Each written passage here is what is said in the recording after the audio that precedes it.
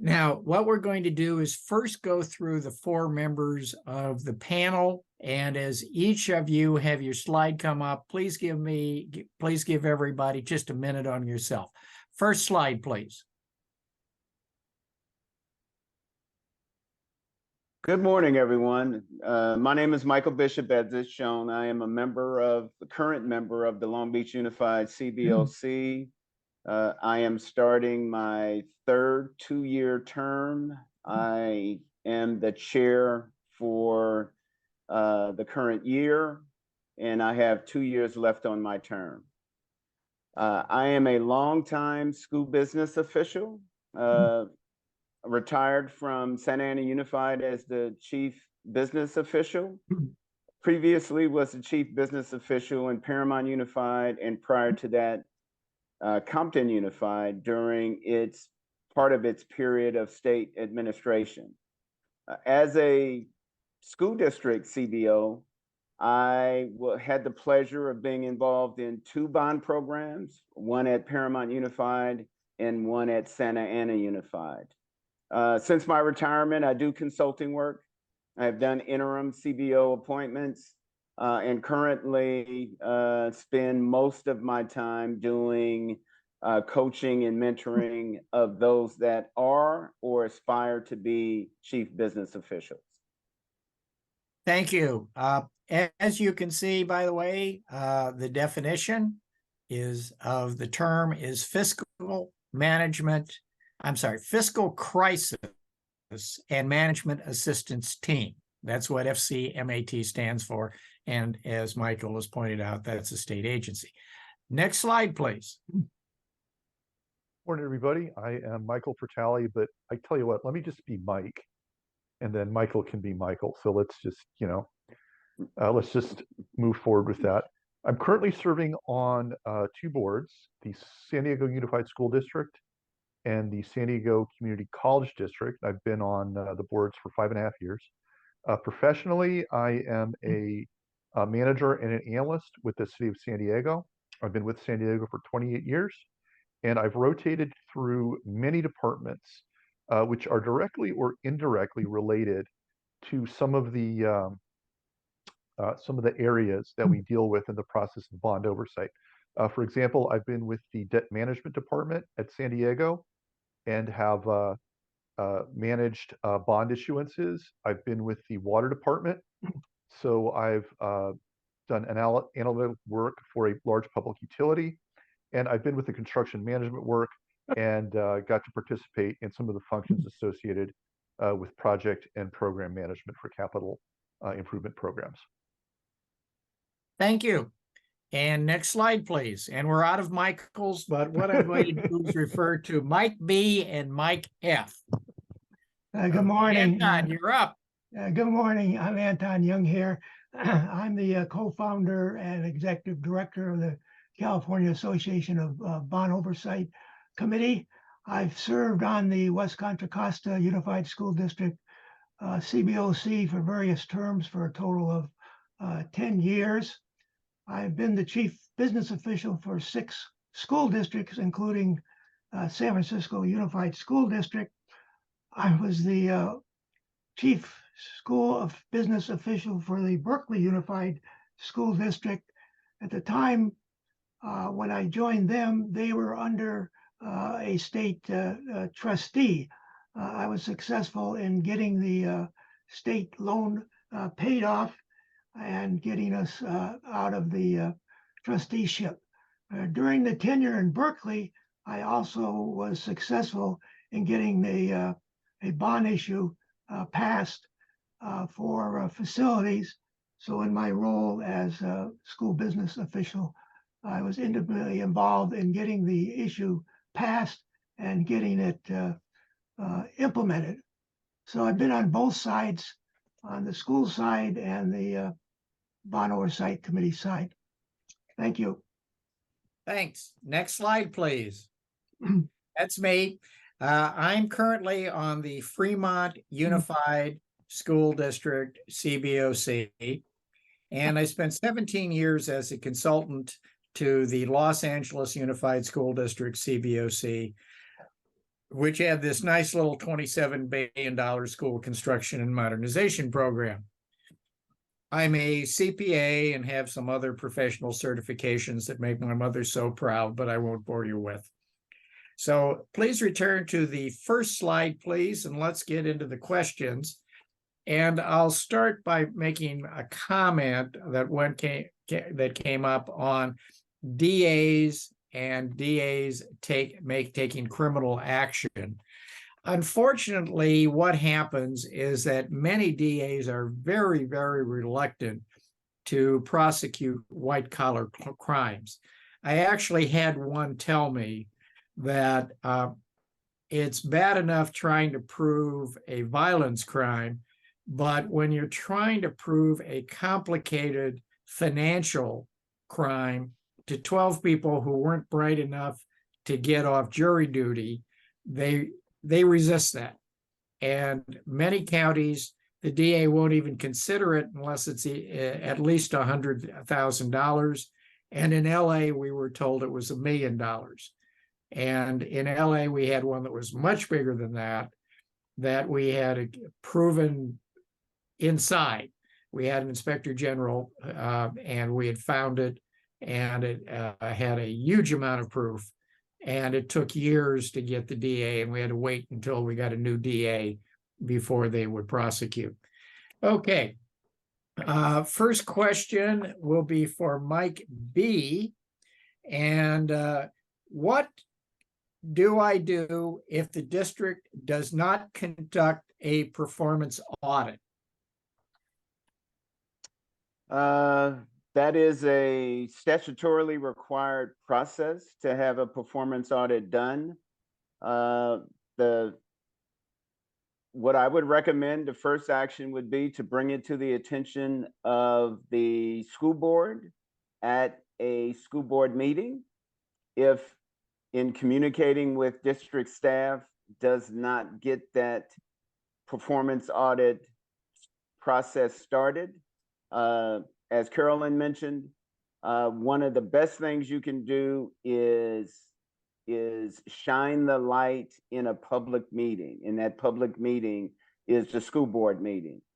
At the same time, I would contact the County Office of Education. They are responsible for all financial activities of K-12 school districts. Those are the two places I would start. Very good, thank you. Next one will be for Mike F. When a bond measure is approved, who is responsible for developing a fraud risk assessment? That's a good question. You put me on the spot here. Maybe let me jump in real quick while you think of a response, Mike. What I have found is that some school districts, especially my experience with El Rancho, is that they really didn't have a risk management program in place. And so one thing that I did is I created my own risk management matrix and educated them on, the consequences, likability to come up with a risk chart.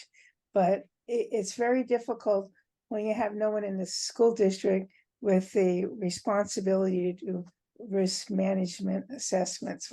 So that's my experience. So Mike, any other comments? Yeah, the basic responsibility lies with the district. And it should be, it's something they should do with it in front of the bond process, and it should also be an ongoing evolution. Very good. Thank you very much. Anton, you're up next. If the bylaws were created by the district board, and distributed at the first CBOC meeting, can the CBOC revise the bylaws or develop their own later if needed? Oh, thank you, Tom, for that question. The bylaws are the internal working rules for the CBOC. It's CABOC's position that the bylaws should be adopted by the CBOC. It's our best practice that a CBOC cannot be independent unless they adopt their own bylaws. I have seen bylaws adopted by school boards. For example, it says the superintendent will be the chair of the CBOC. I've seen bylaws adopted by the school district that says the CBOC can only meet once a year. I've seen bylaws adopted by a school district that says that the agenda for the CBOC is prepared by the district. So it's my thinking that the CBOC needs to adopt their own bylaws. Now, you're correct. I've seen most CBOCs at their first meeting, they're presented with the bylaws adopted by the school board, and those bylaws are reviewed by the school district attorney with the CBOC. I think that's wrong.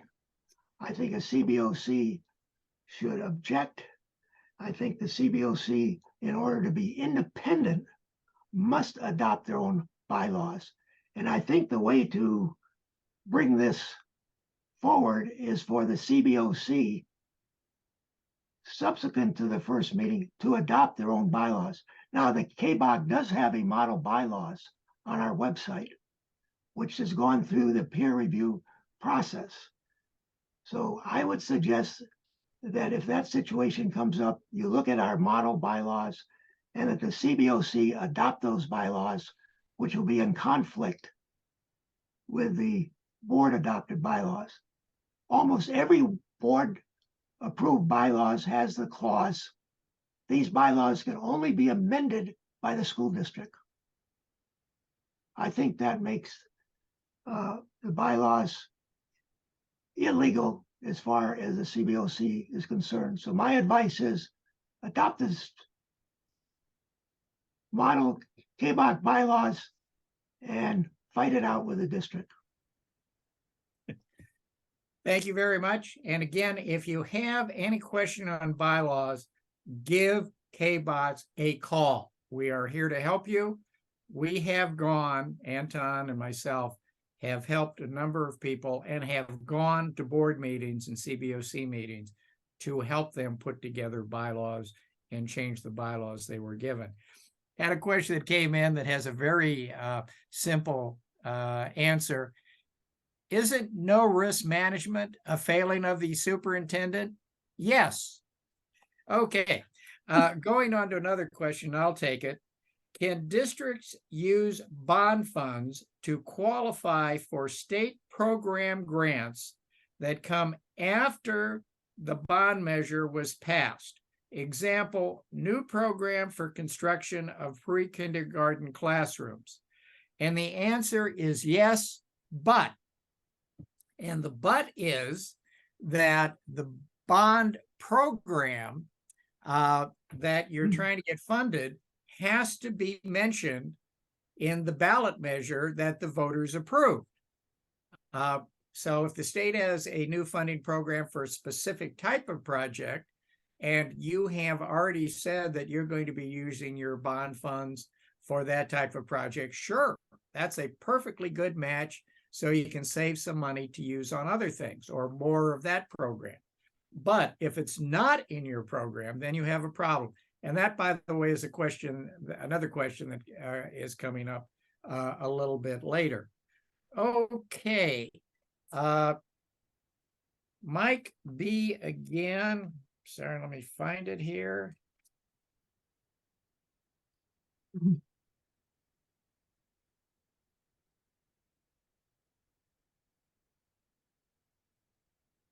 Okay.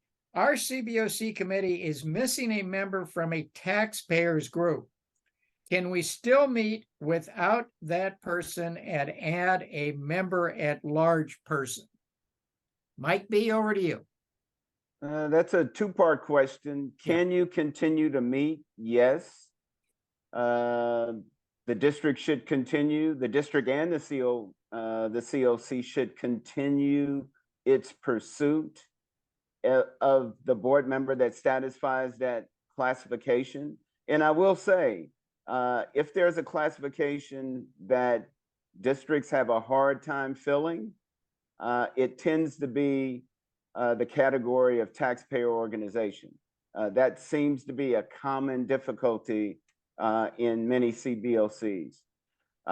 Can an at-large member be appointed in that classification? I don't think so. It's a legal question, but I don't think so. Thank you. I agree with that. Now, I am the vice president of the Alameda County Taxpayers Association, and I am the taxpayer rep on the Fremont Unified School District, CBOC. And yeah, this is hard, but go out and ask. And unfortunately, what we find is so many CBO seats of all types missing. And the district has to try harder. And where appropriate, the CBOC may want to assist. But at a minimum, we recommend that on both the district and the CBOC websites, that there be a place to apply for CBOC positions, as well as the district doing outreach. And there are taxpayer organizations, usually county taxpayer organizations all over. And I will also remind you, there is no statutory requirement that the CBOC members must all be from the district that they are serving. They don't necessarily have to live there. We would recommend that where possible, but that's not an absolute requirement. Okay. Anton, sorry, have another one for you here. Yes, sir. Even though the district must provide advisors, should staff, I assume that means district staff, decide who these advisors will be? You're talking And it about specifically mentions legal counsel. okay. Well, in our view, the district legal counsel cannot advise the CBOC on legal matters because that's a conflict of interest. And that's governed by the canons for lawyers. The district legal counsel represents the position of the district. The CBOC is an oversight committee. It's an independent oversight committee established by law, as well as established on each bond measure. Each bond measure passed by a Prop 39 district provides in that bond measure that the district must appoint an independent Citizens Bond Oversight Committee. So it's the position of CABOC is that the district legal counsel cannot provide independent legal advice to the CBOC. So it's our position that the CBOC should have independent legal advice where the CBOC is the client of the attorney and the district pays for the attorney. Now, this arrangement where a third party pays for legal advice is very common. The district pays for the legal advice, but the attorney-client privilege runs between the attorney and the CBOC. So it's our thinking, if there are legal questions, and for example, if there's a question on whether the CBOC can adopt their own bylaws, the district might take the position that the school board has the legal authority to adopt the CBOC bylaws. It's our CABOC's position that the bylaws should be adopted by the CBOC. So there might be a difference of opinion on that matter. If the district legal counsel says that the district can do it, I think the CBOC should require demand that they have independent legal counsel paid for by the district, but where the CBOC is the client and where the attorney-client privilege runs between the attorney and the CBOC. That's the end. Thank you. And also, this is one of the things on the CABOC's legislative agenda. We are trying to get the statute changed so it is clear that CABOC's, any CBOC that wants its own independent legal counsel can get its own legal counsel. Thank you. I'll take the next one. Explain arbitrage and bond funds. What happens if districts are behind schedule on construction projects and don't spend bond funds in 3 years? Okay, arbitrage in the larger term refers to borrowing money and then investing it at a higher rate of return. Now, if you can do that legally and safely, boy, you can make some real good money.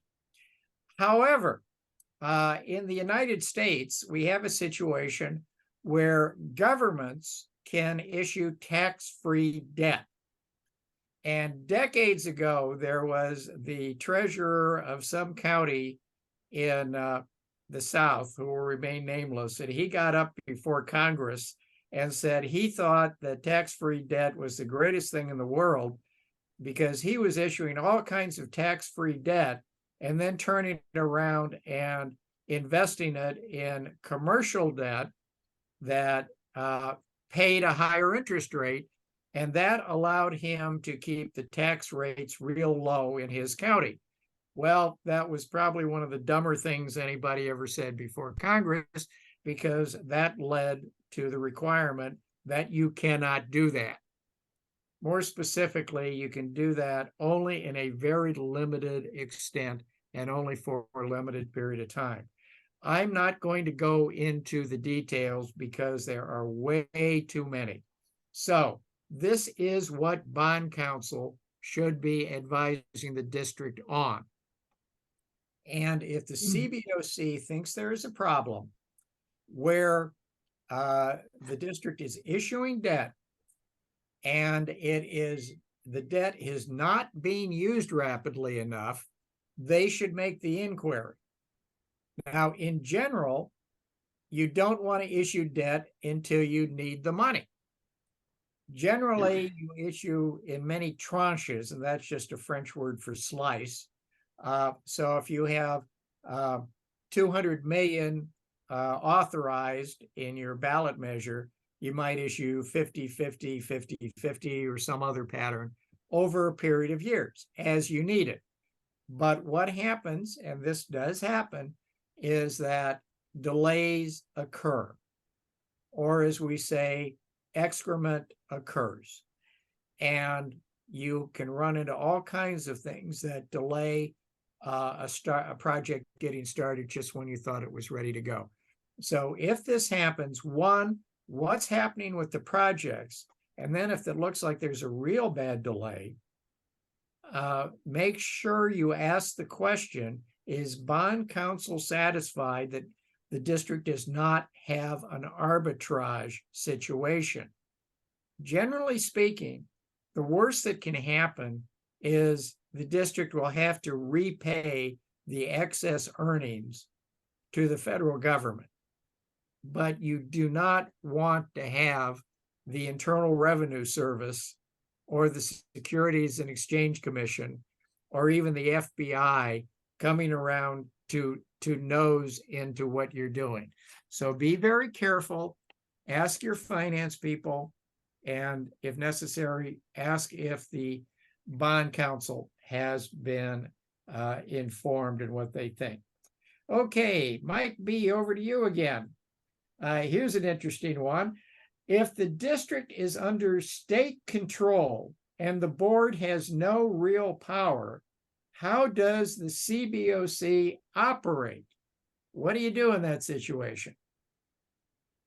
Well, if the school district is under either state or currently county control, the state during that period, and now the county office during the current period will appoint one person to serve as both the school district superintendent and the governing board. The governing board's legal right maintains, but their ability to conduct business is limited. So the CBOC would continue to operate as it is intended to operate by law. A state or county takeover of a school district does not lapse the laws that govern operations of school districts. It just limits the board's oversight. So the CBOC, as I indicated, would continue to operate. They would report legally to the county administrator, although in such circumstances, school boards continue to meet and they continue to conduct business. That business, though, is controlled by the county administrator. I hope that is not too confusing and makes sense. Yeah, and in some cases, it may be someone sent in by the state, but I agree that now we're seeing more of the county being the first. And some of these things get real interesting because the statute is clear that it is the board of education of the district that will appoint the members of the CBOC. And you may know differently, but have you ever seen an appointed administrator, Mike, who has tried to appoint CBOC members? Are you speaking to Mike F. or Michael B? You, MB. Okay. I haven't. I have not, but the law is clear, Tom, that the current law is that the county superintendent would appoint an administrator to oversee the school district operation. The school board loses its power to vote, but the law does not suspend the requirement that school districts have locally elected school board members. It just controls what the school board members can do. I haven't seen it directly, but it is my sense that the county administrator working on behalf of the county superintendent would be the appointing party, or they would allow the school district to be the appointing power, but would have the authority to veto and stay any decision made by the school board. Interesting. I have not run into that myself. What I will say is if you're ever on a CBOC that's in that crazy situation, first of all, that's a real good reason why you need your own CBOC legal counsel to advise you. Second, I think it's very good practice to establish a working relationship with the appointed administrator as soon as you can, so you both understand what the rules are, and maintain your relationship with the board. So your job as a CBOC has just gotten more complex. One comment, Tom. Sure. It would be one current district under county administration due to fiscal solvency issues is Inglewood Unified.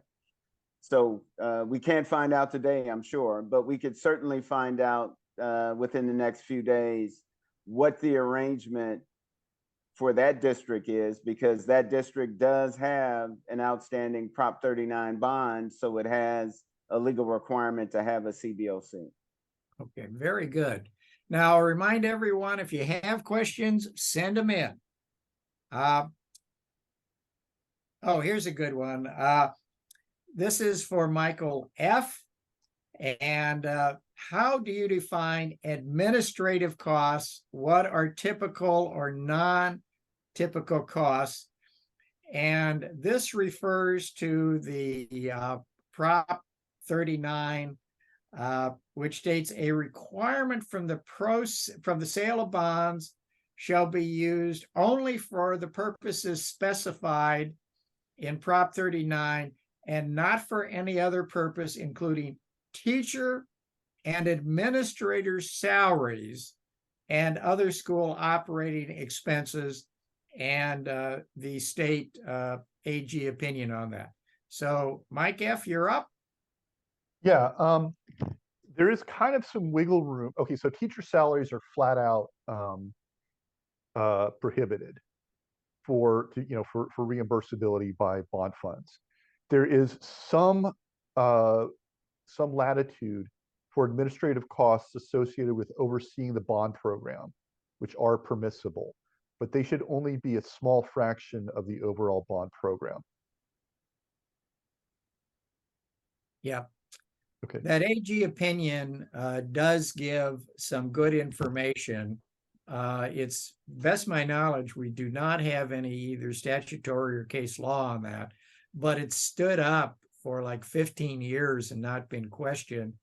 And trust me, every bond counsel is very well familiar with it. So questions on that. Is it proper to spend bond money on this should be directed to bond counsel. Hey Tom, can we get some questions in the chat? Can I take one of those? Okay. Yeah, I only have one more question. What do you have some questions coming to you directly? Oh, I'm seeing some questions in the chat. I don't think they're directed to me specifically. Oh, wait. It may be a direct message. Is it a conflict of interest for a CBOC member to own district bonds? And that's a great question. I've never specifically researched it, but I'm going to say no. There's not, I've done some research on Prop 39. I can't recall any specific language about district bonds, about prohibitions on owning district bonds. And I have some limited experience filling out state conflict of interest forms, and none of them say, do you even, none of them ask if you own district bonds.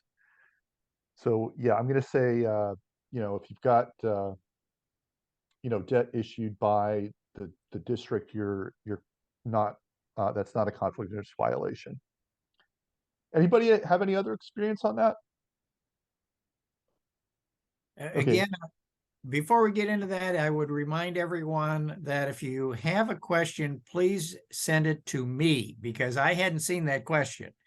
And I think that's another good reason why it's good to have your own independent CBOC legal counsel to ask that question on ethics. Yeah, I've got another very good question that looks like it was sent to me directly. Should CBOC members obtain liability insurance in the case of a lawsuit? I don't know if you should definitely make sure that there's some hold harmless text in the bylaws or in some other legally enforceable document that does cover your actions when you're on an oversight board.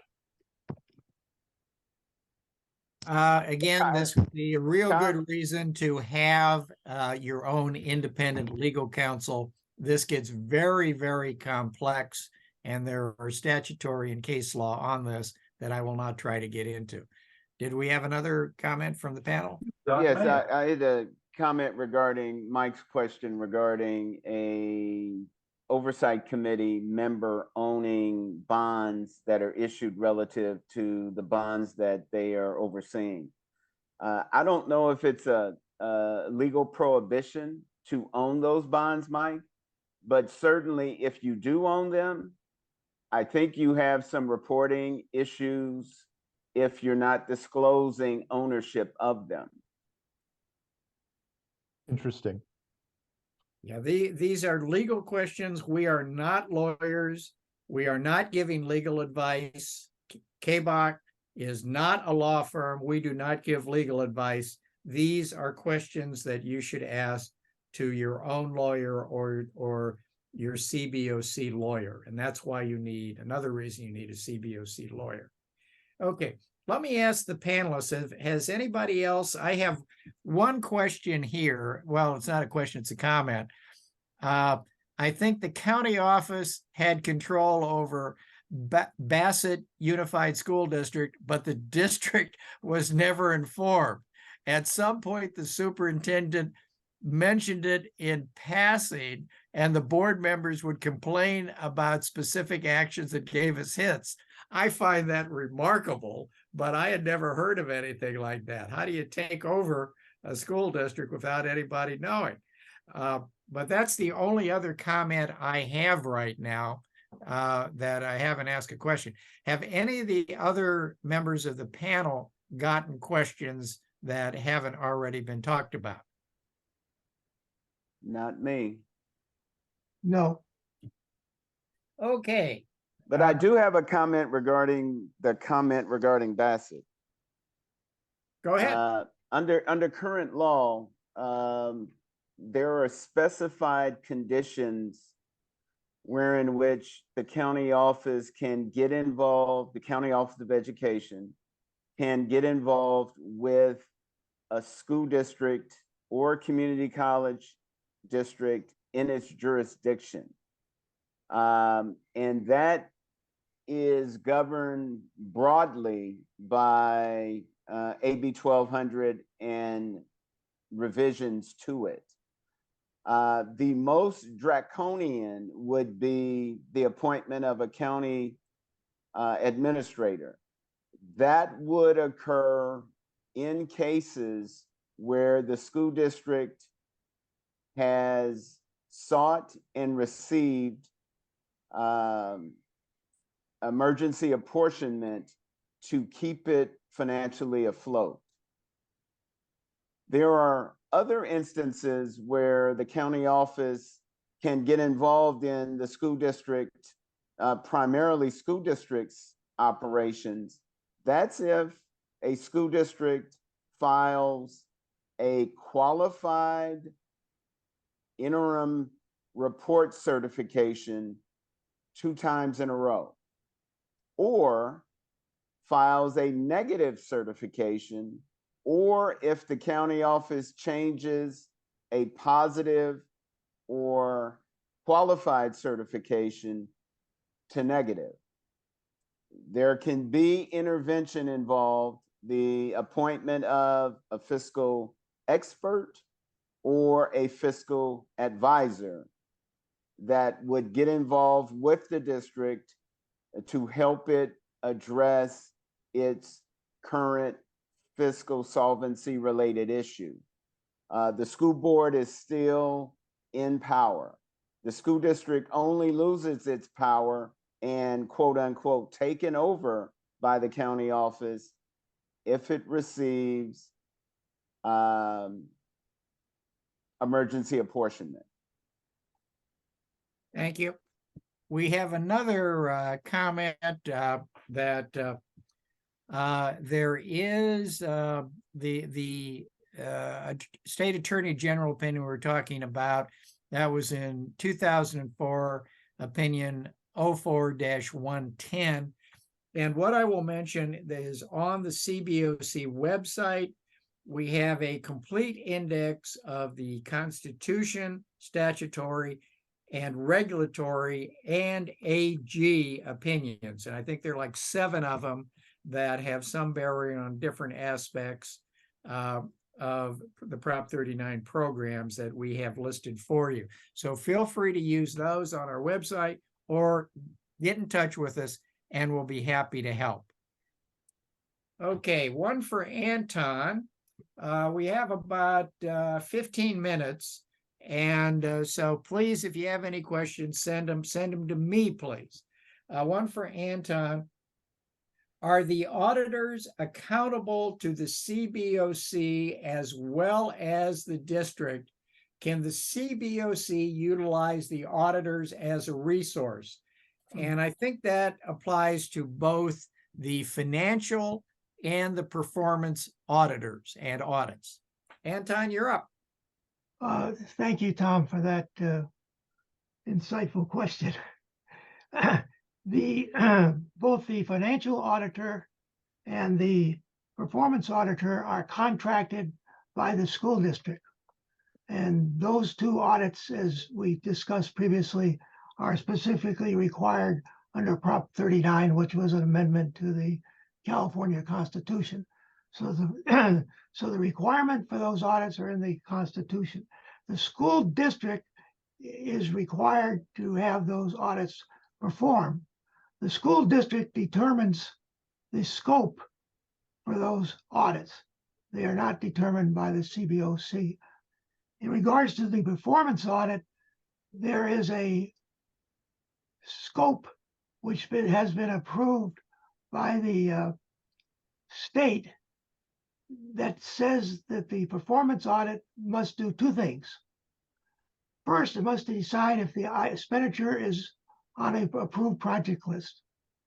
Second, it must determine if the expenditure is for a teacher or administrative salary. That is the only legal requirement for a Prop 39 performance audits. Most districts in California, when they go out for a performance auditor, they limit the scope to those two things. It's our best practice, as far as the CABOC is concerned, that they should advocate, the oversight committee should advocate for a performance audit that goes beyond those two items, and that they should look at what is called effectiveness and results. Was the money spent effectively, and did it result in what the taxpayers asked for? The CBOC's role then is to advocate for the district to expand the scope of their performance audit to include effectiveness and results. For example, and so a number of the things that Moss Adams talked about in their presentation, effectiveness of change orders, getting reimbursed for change orders, the effectiveness of the control system, etc. So I think the role of the CBOC is to advocate for an expanded performance audit that looks at whether the money was well spent, not just that it was spent on a project that was on the project list, but it was effectively spent. Did it have the best cost controls, the best engineering and analysis of best practices? So in summary, the school district determines the scope. The CBOC should advocate for an expanded scope that determines whether the money was well spent. Thank you. I'll take the next one, and this is a real sticky one. Can a member be removed if they no longer meet the requirement for which they were appointed? For example, no longer a taxpayer rep.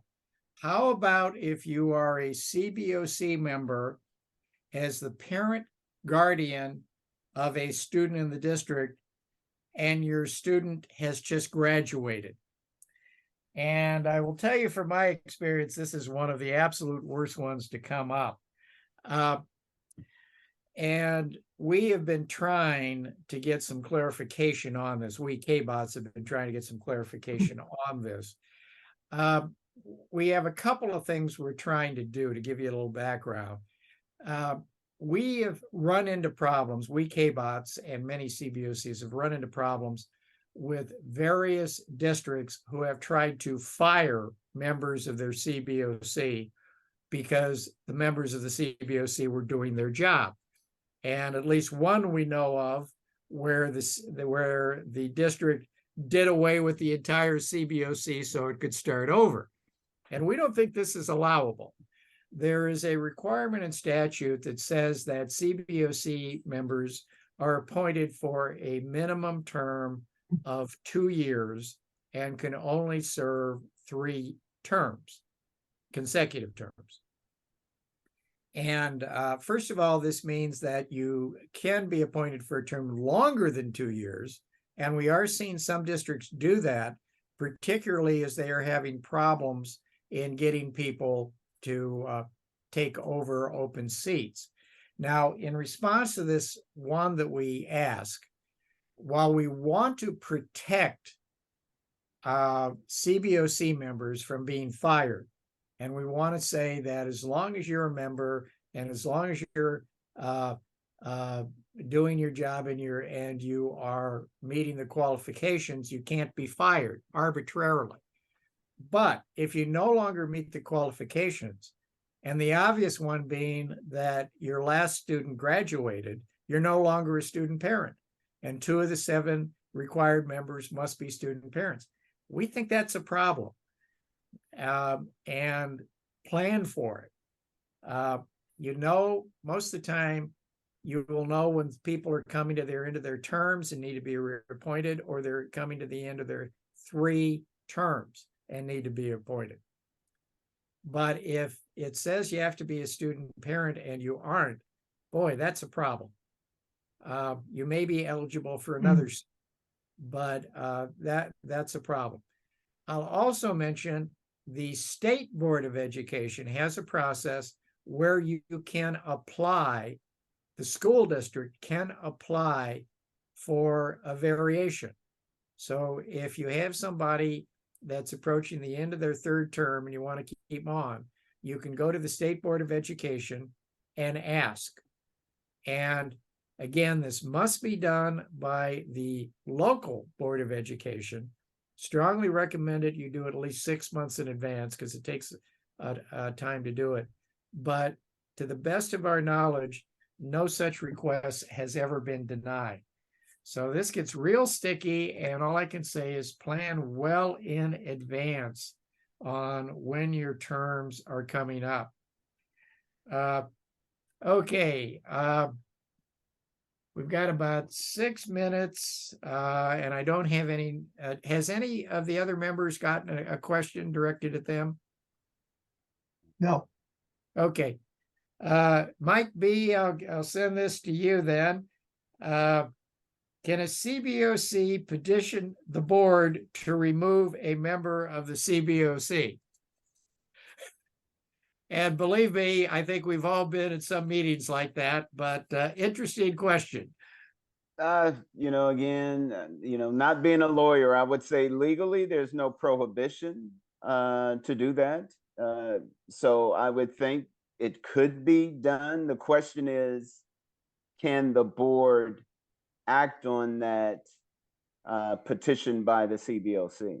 I think that would be the broader question. I'll tell you one thing that has happened in my experience, and I'm sure virtually everybody at this conference is on a CBOC has had this happen to them. You have a member you just haven't seen in quite a while. And this really hurts your ability to get things done. And what we recommend is you have standards for attendance in the bylaws. And this and every set of bylaws has to be customized by each individual organization. And there's a lot of things that other people have done, and you can look at them and see if that's what you want to do. But this is up to you. It's your bylaws. And so what is common is if somebody misses 2 meetings in a row without an acceptable excuse, or misses 3 meetings in a year. And remember, a lot of CBOCs only meet quarterly. So 3 meetings in a year wouldn't be much. If you're meeting monthly or bi-monthly and you miss 3 meetings, that's still significant, but not necessarily fatal. And what we've seen some CBOCs do, if people aren't showing up, then the chair calls the member and says, if you aren't coming to the meetings, why don't you resign and we'll find a replacement? And I've seen that done many times. And speaking as the person who was the consultant to the CBOC in LA, more than once, I drove out to somebody's office with a letter of resignation and put it in front of them with a pen. And that was effective in getting non-performing members to resign. What some other people have done is if they don't meet the attendance requirement and they don't have a good reason, they are deemed to be non-participating members, and they are removed from the quorum count. And again, as I'm sure many of us know, this can be a real problem. You're trying to get a quorum so we can do business, and you got 1 or 2 or 3 members that you haven't seen in a long time. So Mike F, did you have a comment? No. Okay. Okay, we got about 4 minutes left. I'll just send it around to anybody that for last comments. Anton, to you first. Any last comments? Thank you, Tom. You know, my admonition would be for CBOC members to understand that they are independent of the district. You're not a PTA advisory committee or a special ed advisory committee. You're an independent oversight committee established by state law and approved by the voters in your district. So I would urge you to look at everything that comes before you on the agenda in your role as an independent oversight member. You're not a staff member. You're not a typical district advisory committee member. Your job is to overlook school district expenditures for bond programs and report the results to the public. So I would urge you to put on your independent hat and ask hell of a lot of questions. Thank you. Mike B, over to you. I would say understand the relationship between school districts and their CBOCs. Make sure that the relationship is civil, but that your ability for oversight is not reduced by that civility. Because I think working together is more productive than working against one another, and one another being the CBOC versus the school district. I agree that when necessary, you should have your own counsel and any consultants that are necessary to carry out the responsibility that is yours as being members of the CBOC. Mike F. Yeah, I think what you should do is to really lean into the audit report. Don't just receive the audit report, read it, and forget about it. Get the auditors docketed in front of a CBOC meeting. Ask them questions about the audit. Ask them about their experience. Ask them about how the audit proceeded. Ask them, are they tough graders? Do they ever fail? Do they ever fail districts? And if so, why? The audit is really the fulcrum of the CBOC's responsibility, and you should just take as much advantage of it as you can. And you should also be, if you can, just get involved in the auditor selection process and make sure that you get there's a transparent process, and you make sure that you get a qualified, experienced auditor on board to do the audit. Thank you. We have some last questions that just came in. Is there a time limit on which bond funds must be spent, or can it be open-ended? There is no statutory requirement in Prop 39 or its enabling legislation, and some of these things go on forever. CBOCs, in my opinion, should push for these things to be closed out. There is a requirement you have an audit, both a financial audit and performance audit every year. And you have to do reports all over the place. So eventually you want to get these damn things closed out. Then another question, a member has completed their 3 terms. Can that member be assigned to another qualified category and start another 3 terms? Well, perhaps. Again, I know of nothing in statute, regulation, or otherwise. I would say another good reason to have independent bond counsel, and that's also a question for district counsel, and they want to, I'm sorry, independent CBOC counsel, and they might want to bring that to bond counsel. Also, another comment, 7 is a minimum. Can a person be appointed to another category? Again, same answer. And finally, if you have questions, make sure you're sending it to the right person. The next one is mine. So I'm going to finish this and we're up for the next one. Thank you very much for the panelists. Thank you for all the members who sent in questions. Christine? Thank you, Tom. Okay. So, yeah, because you're also on talking about our next subject, which is the preview of CBOC's new academy for courses. So here you go, Tom. Thank you. And Keith, if you would put up the webpage. What I want to emphasize here is that CABOC exists for you. We have a huge amount of resources, many of which are here on our website and available to anybody and everybody. But we also have warm-bodied people who are here to answer your questions and to respond.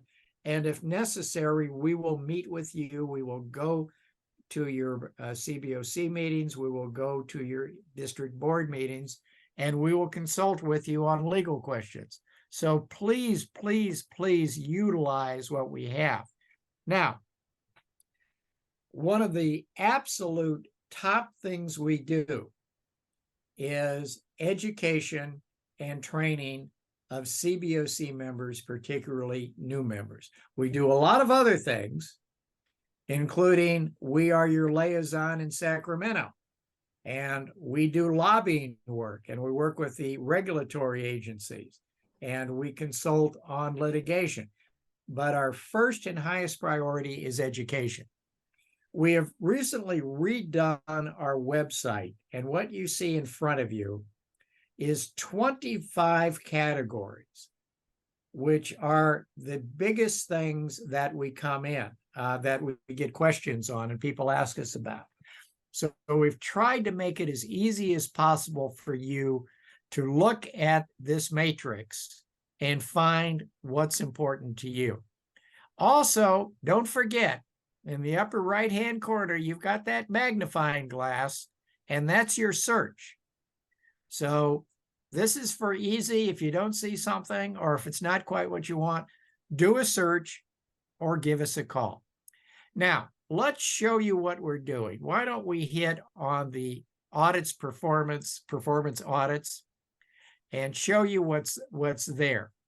Now, we have had, and if you could scroll down a bit so that video and PDF presentation is at the top a little bit more. Whoa. Okay. We have right now over 35 video presentations that are available. Some of them are short single topic courses. Others are the full record of our past conferences. And they are there and they're free. They're available to you. Use them. We have another 25 courses, and these are all short courses, approximately 10 or 15 minutes. And we've already finished the recording, and they're in final edit, and they will be posted soon. But here's what we have up there right now. And as you can see, what annual audits are required, how to perform a performance audit, etc., which is from a past conference, etc. These are there. You can go to them right now and get the materials. Okay, now scroll up a little bit more. So best practices at the top. Now, again, this is a document. It is a written document where you can see what we regard as best practices. And in other categories, you will find things like bylaws that have been mentioned. And again, we've got a huge, huge body of these best practices. And some of these are very significant documents. And particularly if you're a new BOC and you're starting from scratch, it will be much easier for you if you take one of our documents that's a framework or an example and use that as your starting point. Some of these are very long, and that's done deliberately. We fully realize that not everybody, for example, in a bylaw, is going to need everything that came up in every district in California. But if you're preparing your own bylaws from scratch, we feel what's advisable is we have a long list of all the things that were important to somebody else for you to at least consider whether you need it or not. And if you do, it's a lot easier to cut than it is to create. And so please, please, please do not hesitate to call upon us to advise you and to help you with this, as well as to recommend documents for your purview. Then we have our frequently asked questions. And right now, I forget the exact number, but we're getting pretty close to 100, and we're still adding to them. And these are just the ones that are pertinent to performance audits. And a lot of our collective knowledge is found in these FAQs. So give them a shot. There's a lot of information there just waiting for your use. Then we have further down the legal resources and other resources. These are some of your baseline documents. Now, we don't recommend that you try to be your own attorney. And we run into this a lot. Trust me, you're a bright person. You may have graduate degrees. You may have a lot of experience. That doesn't mean you can read a sentence or a section in law and understand everything there. There are many other portions of the written law in the Constitution, the California Constitution, California statutes. There are regulations that interpret it, and there is case law, judicial decisions.